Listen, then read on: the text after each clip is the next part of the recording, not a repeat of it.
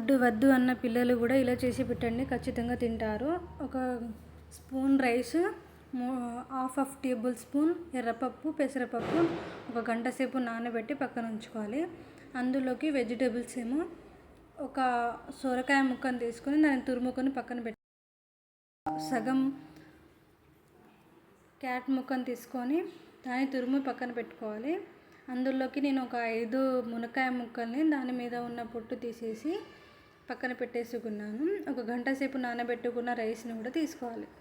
ఇప్పుడు ఒక గిన్నె తీసుకొని అందులో కొంచెం నెయ్యి, జీలకర్ర, తురుముకున్న సొరకాయ ముక్కలు, క్యారెట్ ముక్కలు వేసి కొద్దిసేపు వేయించాలి.